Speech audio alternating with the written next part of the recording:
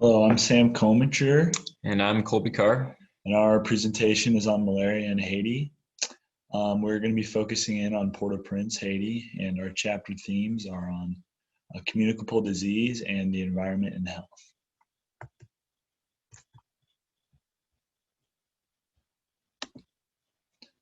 So just kind of talking about Haiti a little bit. Haiti's in the Caribbean. Its population is over 11 million. It was a former territory of Spain, or excuse me, of France until they declared Haiti's sovereignty in 1804. So it makes sense that their main language is French. They mainly speak though like a Haitian Creole, which is just like a mix of French and some other languages. So the capital of Haiti is Port-au-Prince, which is it's almost 1 million people, very densely populated, and also the metropolitan's nearly 3 million people. And if you want to look at the map, it's on the same island as the same place as the Dominican Republic. And there's like a huge fence in between, kind of interesting geography. So our vignette, this is a fictional person, but Marie is a 20-year-old woman that lives in a village an hour inland from the capital, Port-au-Prince. Her village is called Grimath and is in the mountains near the river. It is a dry season and is a difficult time to find water at this time. She has a 1-year-old child and lives as a single mother with her mother and family. She works selling fried food in the village. She and her newborn have both contracted malaria. Maria was up all night vomiting, and her baby is running in a high fever, which are both symptoms of malaria, obviously. She and her child need to go to the hospital immediately. Transportation is very expensive and difficult, and it's dangerous to travel at night in Haiti. It's a very long walk to the hospital. Their house is located in the suburbs of Port-au-Prince, and she lives with 14 of her family members. Here's a little video we have about just about malaria. Kind of give you some visuals about what malaria is like in Haiti and how they're trying to eradicate it.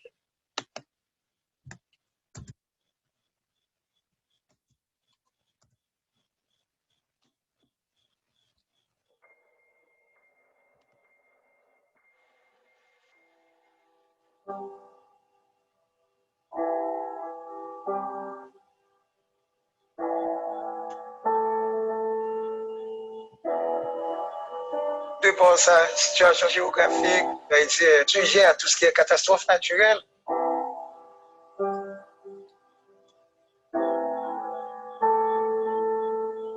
L'année dernière, on a recensé près de 21 000 cas de malaria.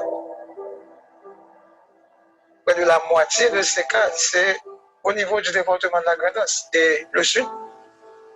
Problème qui gagne la communauté, gen lan accès qui est difficile en pile parce que pas gain santé. C'est celle la commune Moron où joindre un grand centre santé mais gen moun qui parcourir n'importe 20-30 km avant pour arriver dans centre santé. Eh bien, constat les maladies malaria après maintenant. La malaria tue lorsque le dépistage ne se fait pas à temps.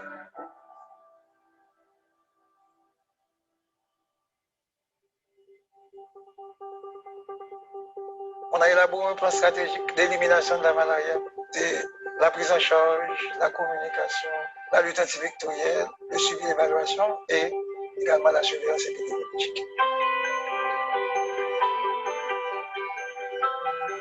Il faut l'implication des agents de santé communautaire qui font le dépistage, qui font l'investigation et qui sont impliqués également dans tout ce qui est activité de sensibilisation. Moi, toujours fait éducation avec mon pour prendre une série de précautions. On a les mesures préventives de traitement des chiens, des séances de fumigation. Donc, on fait passer des spots sur la malaria à la radio.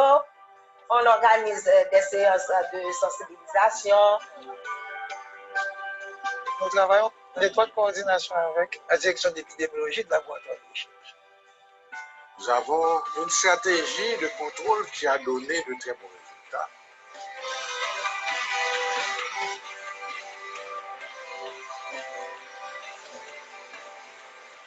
durant les 5 dernières années, l'incidence, qui est un indicateur de transmission, a tendance à diminuer. Maintenant, il faut continuer l'effort jusqu'à l'élimination.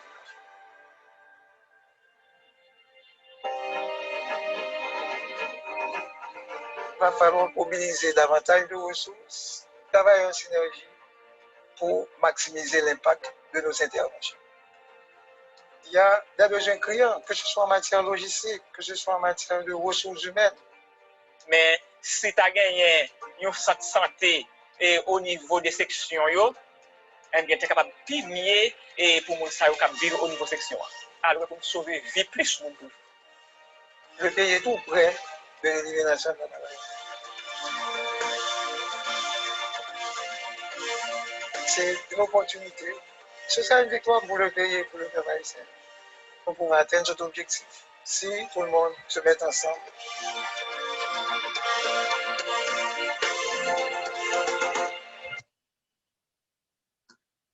So I hope that video gave you some good visuals of malaria in Haiti. Obviously, it talked about kind of eliminating that malaria. That video was made in 2018, and malaria is still not completely eradicated, but it's definitely on the downhill trend. And we're just going to talk about how we think that Haiti can get to having malaria completely eradicated. So I actually got the chance to go to Haiti. And I have some pictures too that kind of just I thought were good to show and kind of give you a lot more visuals on what it's like in Haiti. So this picture is on March 8th, 2020. This is in a village we were at right outside of Port-au-Prince.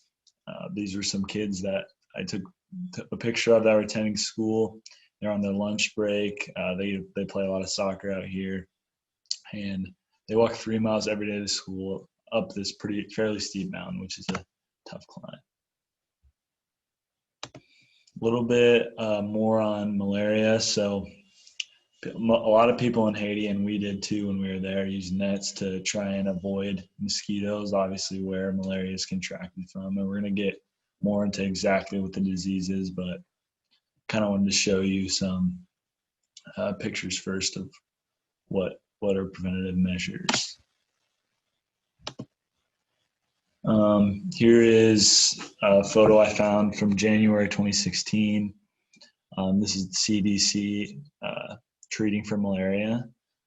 This is taken in the capital of Haiti, Port-au-Prince, and the CDC honestly has been really focused on trying to completely eradicate malaria over the past 10 years in Haiti. And like I said earlier, numbers have dropped, but it still is not eradicated. This is another photo I took on. I kind of wanted to show you guys what the healthcare system was like in Haiti and how it's difficult for them to access it. So this is taken on March 7th, 2020. This is in the medical clinic. This man was receiving care for a gunshot wound in his leg, and this place is only open once a month for around 5 days. So it's really difficult for these people to receive medical care. Like I said, it's difficult for them to get care. This is a picture of some of the long lines that they have to deal with.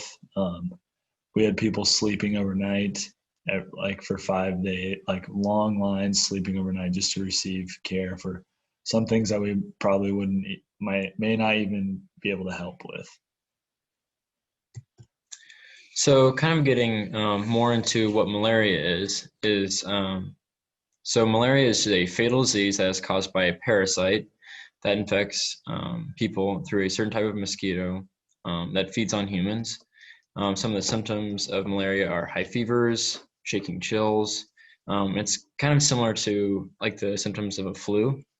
There are 4 kinds of malaria parasites that infect humans. The first one listed here is the main cause of malaria. I'm not going to try to read off all of these. I might embarrass myself. But Plasmodium falciparum is the type of malaria that causes the most severe and life-threatening malaria. One good thing about malaria is that it's not highly transmissible person to person, and in most cases, people get malaria through an infective female Anopheles mosquito. So kind of getting into just more on it, the incubation period of malaria is about 1 to 4 weeks. In the US, it's not a major issue. We only have about 2,000 cases per year. Worldwide, there's 218 million cases per year. And in Haiti, that's about 1,278 cases for every 100,000 people in Haiti. For people who have little or no immunity to malaria, such as young children and pregnant women, those people are most at risk. So just more stuff on malaria. According to the CDC, some people that are infected with malaria go through what is called a malaria attack. And it goes through, it starts with shivering and chills and leads to a high fever and sweating and eventually goes back to normal body temperature. Another interesting fact that we found was that some strains of malaria may be dormant, for up to a year in the human body. There was an effort back in the 1960s when there was a lot more funding, and malaria was almost eradicated in Haiti at that time. So going back to kind of one of our chapter themes was the importance of environmental health in Haiti. So malaria is common in subtropical and tropical climates, which Haiti fits that description. Haiti is one of the poorest countries in the world with 65% of the population below the poverty line. And kind of how that relates back is those economical problems combined with all of the environmental problems just make all access to healthcare even worse. And a lot of the population does not even have access to proper healthcare. This, of course, is because the densely populated people leads to lack of access to healthcare and overall just lack of treatment. So here are some current treatments and prevention measures that are already in place. So again, although malaria is a deadly disease, illness and death from malaria can usually be prevented. According to the CDC, the biggest thing is avoid mosquitoes. So use insect repellent containing 10 to 50% of DEET and that picocardium oil. Wear long sleeve shirts and pants. Treat clothing and tents with permethrin. Sleep under insecticide treated bed net, as Sam mentioned earlier, and use an insecticide to clear out your sleeping area of mosquitoes. And here's just kind of a list of medications that you can take to prevent malaria. And from what I understand, before Sam actually went to Haiti, he was taking some. Yeah, we had to take chloroquine, and we also all slept with nets over our beds. So we definitely took preventative measures. Yep. And here's some medications to treat malaria if you do happen to contract it that have been proven to be effective. However, in the bottom, it's just those are kind of the measures for treatment in malaria for malaria of people in Haiti. And I thought was kind of interesting was if you contract severe malaria, you need intravenous quinine infusion, which is difficult to get in some areas just because of lack of access to certain healthcare areas. So looking into the possible treatments, this is posted from the CDC. So one of the main focuses was to identify low risk and high risk areas and kind of quantify and record the populations in those areas to kind of focus their efforts there. So one of their efforts is mentioned in the video was strong vector control and like parasite-based interventions in these areas. Another thing that's not mentioned here is just the so they're trying to do more screening to prevent malaria just becoming worse in certain populations. And there is a vaccine trial that is taking place on an African island that in the year of 2020, there hopefully it will be effective.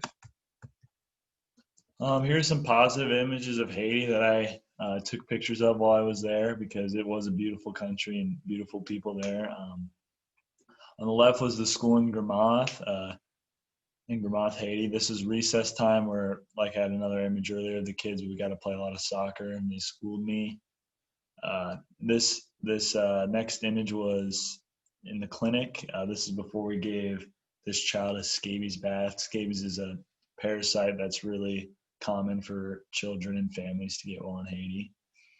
And on the right was a young woman who Our vignette was kind of like, it wasn't about her, but that's kind of where I got the idea for our vignette.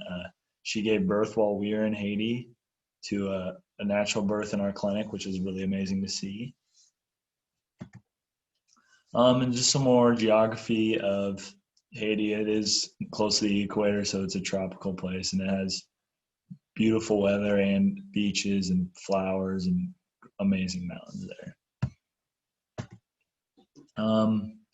Some common dishes, they have fried plantains, which not necessarily my favorite, but it was something interesting to try. And on the right was, they had lots of refried beans, and there was some sort of spicy chicken stuff that they put on top while we ate at the school. And that will conclude our presentation.